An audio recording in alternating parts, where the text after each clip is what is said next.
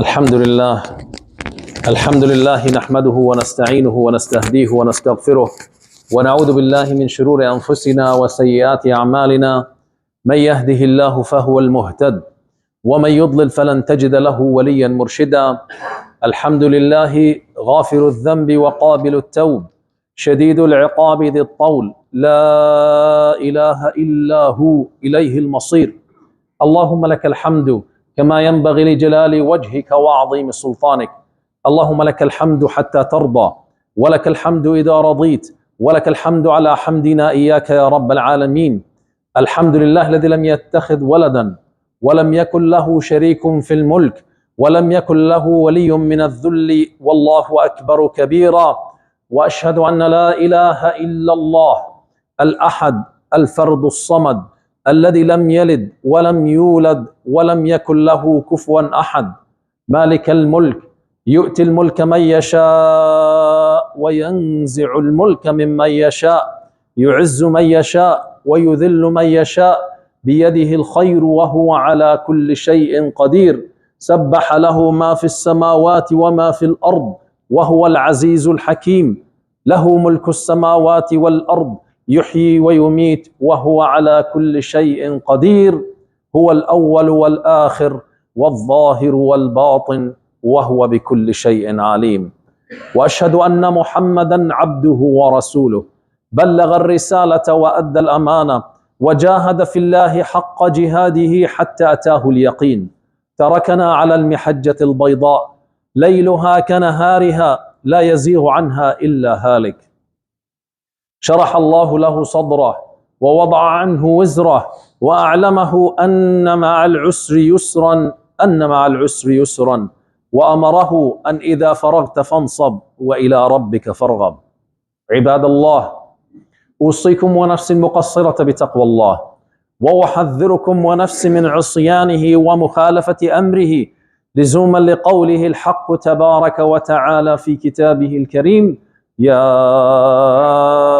أيها الذين آمنوا اتقوا الله حق تقاته ولا تموتن إلا وأنتم مسلمون. وكذلك في قول الحق تبارك وتعالى: يا أيها الناس اتقوا ربكم الذي خلقكم من نفس واحدة وخلق منها زوجها وبث منهما رجالا كثيرا ونساء، واتقوا الله الذي تساءلون به والأرحام إن الله كان عليكم رقيبا. اتقوا الله وقولوا قولا سديدا يصلح لكم أعمالكم ويغفر لكم ذنوبكم، ومن يطع الله ورسوله فقد فاز فوزا عظيما. My dear brothers and sisters, my dearest children, today's khutbah is a reaction to an incident that took place a couple of days ago. One of the brothers dropped off his children to school, and when he came back home, he found a few pieces of paper in the lawn. As he came closer to inspect them, he found out these are nothing but pages, torn pages from the Quran. He was so upset and collected them, and to his surprise, he found out there are actually more pieces of the Quran, torn Quran, scattered all over the lawn of the neighborhood where he lives. So he collected these in a bag to dispose them in the appropriate way and reached out for the masjid. And I told him that we need to report this incident. This is an incident of a potential Islamophobic act. This is a potential of a hatred action against Muslims. And these incidents need to be documented and reported, so we do have a file of what goes on for us as minority living in this society. So any further actions will be taken by those who are advocates to the Muslim community, and they will have references to what goes on, and they will be using numbers to endorse their argument when they talk to officials about what needs to be done to protect Muslims and to eliminate Islamophobia and to reduce the hatred actions against Muslims. Especially as we're now close to the Islamic Heritage Month, which is in October, and we do have a very busy agenda. And there are groups from the Muslim community of Hamilton, may Allah bless them, including some people from this masjid have been meeting on a regular basis within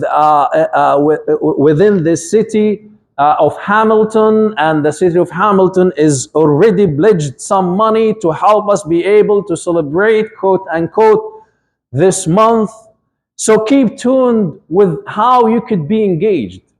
How are you be able to participate in promoting a positive image to Islam and Muslims? And more specifically, on the top of all of that, is how are our children able to be engaged and benefit from these events? Because after all, this is one of the ways that can help them to be more rooted and help them to integrate a personality as Muslims living in Western societies who are good citizens for the community as well as for the society and the country we belong in. But what is important for us as we hear about incidents like these, and not too long ago there was another incident in Sweden where a person out of ignorance, a person who has no profile, has no agenda but to create some reputation for himself and to be able to grant himself a status in which by he's able to apply for political asylum or refugee in the country where he's resigning. He did an act of hatred by burning a mushaf in front of one of the Muslim countries' embassies. Now we need to step back forward a little bit and examine these actions, because we did have similar actions once in a while popping in and out. When we see these actions, of course, as Muslims, we become so upset. We become so angry because we understand what Quran means to us. But at the same time, we need to also think outside the box, expand our horizon, and see what happens in the minds of the other side, and in a broader context, what happens and what goes on in the mind of the rest of the people in the society, and generally speaking in Western societies outside the Muslim world. Now, these people who have attempted to do this, they're not doing an act that is unique. This has been an act that is promoted throughout the history of Islam. As a matter of the fact, Allah Azza wa Jalla said to us in the Quran, وَدَّ كَثِيرٌ مِّنْ أَهْلِ الْكِتَابِ لَوْ يُرُدُّونَكُمْ كُفَّارًا مِّن بَعْدِ إِيمَانِكُمْ حَسَدًا مِّنْ عِنْدِ أَنفُسِهِمْ. Allah said to us in the Quran that a group of the people of the book, and this is the habit of the Quran, that Quran does not generalize, and we need not to all the time use one brush to brush all people with, but rather be mindful that there are actions of hatred and Islamophobic from certain individuals that does not represent the majority of the society they belong in, or to the faith background, or to the culture background they belong to. And this is what Quran says to us, وَدَّ كَثِيرٌ مِّنْ أَهْلِ الْكِتَابِ لَوْ يَرُدُّونَكُمْ. If they were to turn you كُفَّارًا, to your kufr status, مِّن بَعْدِ إِيمَانِكُمْ, after you have become mu'min and Muslim. Why? Out of jealous and zealous, nothing else. There's nothing that prevents them from, or pushes them, or motivates them, except the hatred, hasad, jealous. And Allah Azza wa Jal in Surah Al-Ma'idah also tells us, speak or addresses the people of the book. يا أهل الكتاب قد جاءكم رسولنا. All people of the book. Here comes our prophet, referring to the Prophet sallallahu alayhi wa sallam. قد جاءكم رسولنا يبينكم كثيرا مما كنتم تخفون من الكتاب. Expose for you and explains for you so much of what has been hidden in your own books. يا أهل الكتاب قد جاءكم رسولنا يبين لكم كثيرا مما كنتم تخفون من الكتاب ويعفو عن كثير. And to forgive and undermine so many of the wrong actions you have been doing. قد جاءكم. Here comes to you من الله, from Allah عز وجل, نور وكتاب مبين. A book that is very clear. A nur from the mighty Allah Azza wa Jal. Nur wa kitabun mubin. A beautiful brightness, a beautiful nur and hidayah, and a beautiful book from the mighty Allah Azza wa Jal that is clear. Like, what is the purpose? What's the role of this book in your life as a people of the book? يهدي به الله من اتبع رضوانه. Allah Azza wa Jal will be using that book as a purpose of hidayah. يهدي به الله. Allah will make that book a purpose of hidayah for you. يهدي به الله من اتبع رضوانه سبل السلام. If you were to put your prejudice on the side, if you were to think clearly, if you were to think outside the box, as we're all the time being encouraged living in Western societies or multicultural societies to be open-minded and to reduce and lower our prejudice. And that's Allah Azza wa Jalla what exactly He's addressing the people of a book with. Put your prejudice down, put your perceptions on the side, and deal with this message from the mighty Allah Azza wa Jalla with an open mind. يهدي به الله من اتبع رضوانه سبل السلام. You will be awarded with the three things. You will be guided to the path of salam, peace. Peace of the dunya and the peace of the akhirah, which is al-jannah. يهدي به الله من اتبع رضوانه سبل السلام. ويخرجهم يا الله, and will take you from the darkness. يخرجهم من الظلمات إلى النور بإذنه, by the will of the mighty Allah Azza wa Jal. And let's pause here for a few seconds and explore this.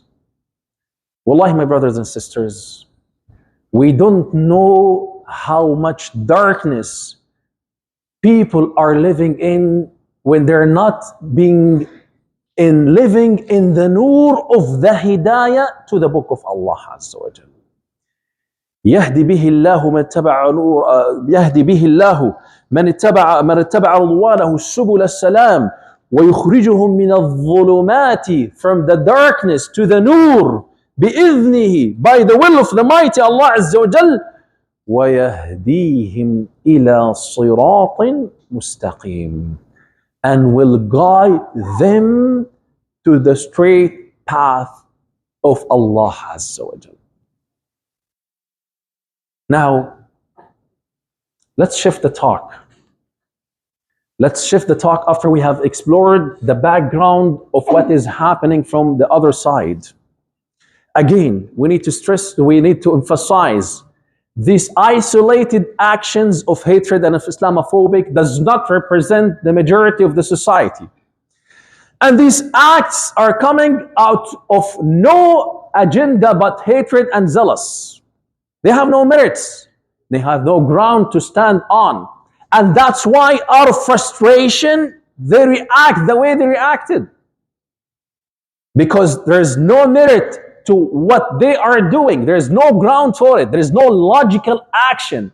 What would you get out of burning a book or a script of certain faith background? Nothing. You're gaining nothing. Zero, zilch. There's nothing you gain out of that. What you're doing is provoking the emotions of this group. That's it. No more, no less. And we are living in a what's so-called democratic societies. There is the freedom of speech, and I need not to be misquoted on this issue, but there are rules in which give the people the chance to be able to do what they want, to speak their mind.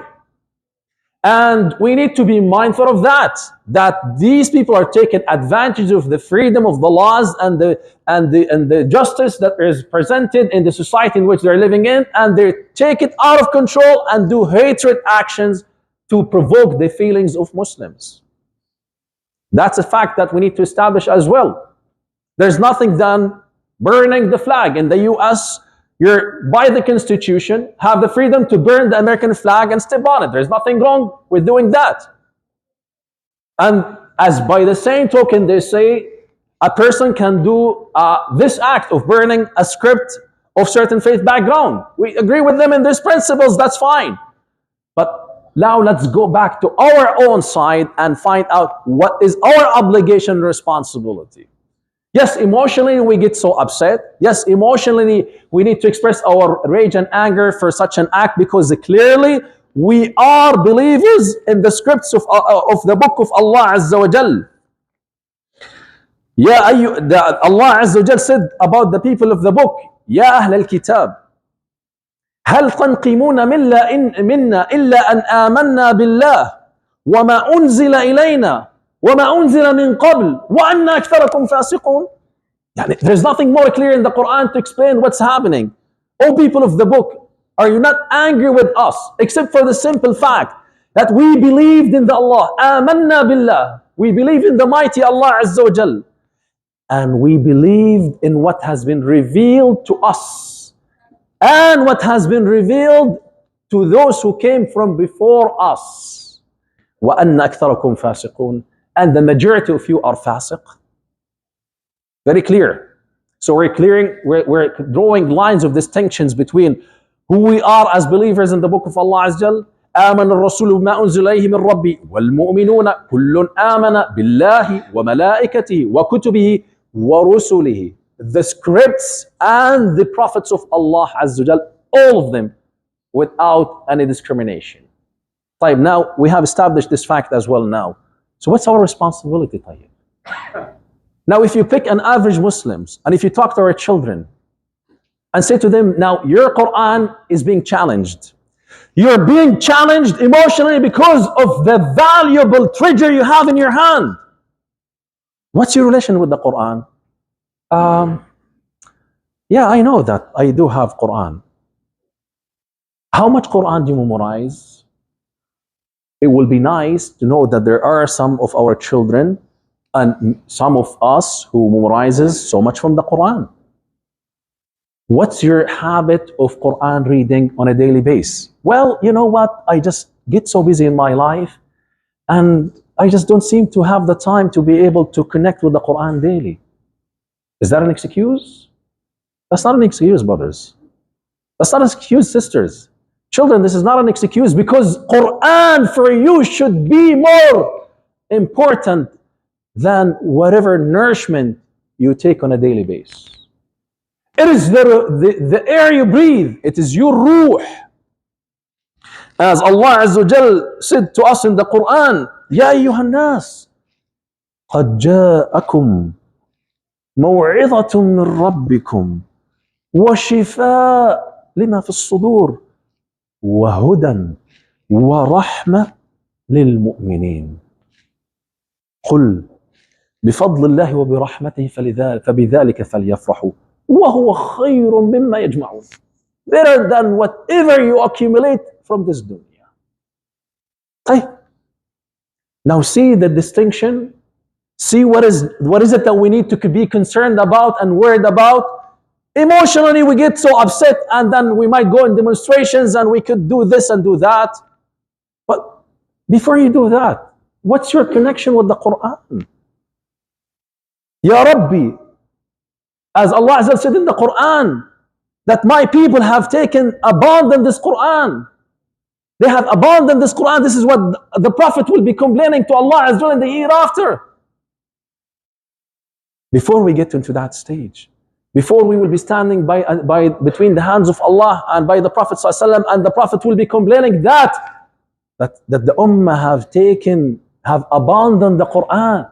Before that is happening, let's be more connected with the treasure that we are being jealous with or for. Let us understand what is the power and the value of the book of Allah Azza wa Jal. Let the Quran be our guide, our nur, our hidayah, our healing to our hearts and to what's in the chest. Unless we get to that level, then we will not be able to emit the nur of the Quran to the society in which we're living in. Unless we're able to understand the value of the Quran and act about the ayat of the book of Allah Azza wa Jal, we won't be able to promote the nur and the hidayah of the Quran. Because the Prophet sallallahu alayhi wasallam was a Quran walking on earth. And unless we have children and adults who are Quran walking on earth, we would not be able to do justice to the Quran and promote it the right way. That's what we should be thinking about as a result of these actions. We should be positive and make the feelings of anger channeled in a positive actions of what I need to do to serve my deen. There is an upcoming event, as I said, a whole month of celebration for the Islamic heritage. I think it's a responsibility of every single individual, not only those brothers and sisters who have been without their busy schedule agenda, and despite of the difficulties they have been attending in person and online and communicating with different officials and trying to facilitate what it takes to be able to have a successful month of celebration, not celebrations, advocations. But what is your responsibility as an average Muslim living in this society? What is my contribution? How can I make sure that when I stand in front of the mighty Allah Azza wa Jal, say, Ya Rabbi, I have done the following, and it is little, Ya Rabbi, but from your rahmah, accept it from me, and this is the minimum I can bear with. Have we engaged in activities of da'wah that is planned properly? Did we reach out for our advocacy groups in the community and say, I am not a lawyer, I am not a PR, I am not a person who can do much in terms of political engagement, but I know you are. And you know what? Because I want you to be able to do much, here's my financial contribution to you. For how long are we going to be passive and put our heads in the sand? Brothers and sisters, it's not an option anymore. If it's not for you, it's for the sake of your own children, it's for the sake of the deen of Allah. We need not to be held accountable for our own heedlessness in this and living in this part of the world. We're not here just to only eat and enjoy and be able to live a certain standard of living. This is not what you're created for. There's a more honorable role for you to live for in this life. You are a da'i to the deen of Allah Azza wa Jal. Do more than just being passive. Get engaged. Get your children involved. Be a family of da'wah to the deen of Allah Azza wa Jal. Purchase copies of the English translation of the Quran and make sure that all the people around you in work or a neighborhood at least have gotten a chance to read the Quran, the clear understanding of the Quran. Be yourself a da'i to the deen of Allah Azza wa Jal by having an akhlaq of the Quran administrated in your life, so that they will know that this individual is different than any other people we have met. And then when they inquire, they will be finding out that this is as a result of living the Quran. أَفَلَا يَتَدَبَّرُونَ الْقُرْآنَ. Shall they not reflect and ponder on the Quran? Can we step from only average readers of the Quran to become a comprehenders, a contemplators on the Quran? Don't give an excuse of not your Arabic is not the first language, and don't say that my children have lost their language. There's a lot of literatures available for you and them to be able to help them to contemplate and ponder in the Quran. And there is nothing to prevent them from being rooted in the language of the Quran. We need not to see individuals only memorizing the text and doing shameful acts in their life. We need to see Quran walking in earth, represented by the generations that we hope will be able to take the lead in the deen of Allah Azza wa Jal. وأقول قولي هذا واستغفر الله لكم فاستغفروه فيفوز المستغفرين.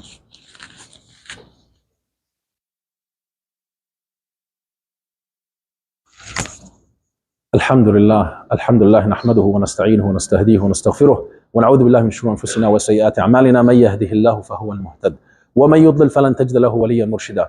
إن الله وملائكته يصلون على النبي يا أيها الذين آمنوا صلوا عليه وسلموا تسليما. اللهم صل على سيدنا محمد وعلى آل محمد كما صليت على إبراهيم وعلى آل إبراهيم، وبارك اللهم على محمد وعلى آل محمد كما باركت على إبراهيم في العالمين إنك حميد مجيد. اللهم إن عبيدك أبناء عبيدك أبناء إمائك نواصينا يا رب بيدك، ماض يا رب فينا حكمك، عدل فينا قضاؤك. نسألك اللهم بكل اسم هو لك سميت به نفسك، أنزلته في كتابك أو علمته أحدا من خلقك أو استأثرت به في علم الغيب عندك، بأن تجعل القرآن العظيم ربيع قلوبنا يا رب. اللهم اجعله جلاء لهمومنا وأحزاننا يا أرحم الراحمين.